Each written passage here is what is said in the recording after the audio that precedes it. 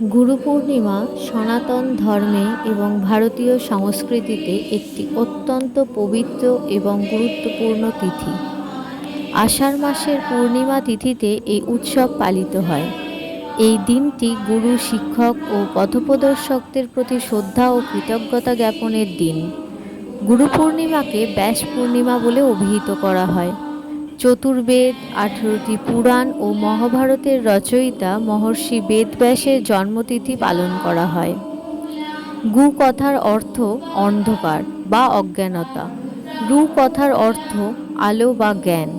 অজ্ঞানতার অন্ধকার দূর করে যিনি জীবনের আলোর দিশা দেখান তিনিই গুরু। যোগ ঐতিহ্য অনুযায়ী এই দিনটিতে শিব আদি যোগী, আদি গুরু রূপে আত্মপ্রকাশ করেছিলেন এবং কান্তি সরোবরের তীরে সপ্তর্ষিদের অর্থাৎ 7 জন ঋষিকে প্রথম যোগবিদ্যার জ্ঞান প্রদর্শন করেছিলেন। গুরু পূর্ণিমা কেবল ঈশ্বরের সাধনা বা ধর্মীয় আচার অনুষ্ঠানের মধ্যেই সীমাবদ্ধ নয়, এটি জীবনের যাবতীয় শিক্ষা ও সচেতনতার প্রতি কৃতজ্ঞতা জানানোর দিন। মা বাবা জীবনের প্রথম গুরু। বিদ্যালয়ের শিক্ষক, ক্রীড়া প্রশিক্ষক কিংবা জীবনের ইতিবাচক প্রভাব ফেলা যে কোনো পথপ্রদর্শকদের প্রতি শ্রদ্ধা জ্ঞাপন করার সেরা দিন।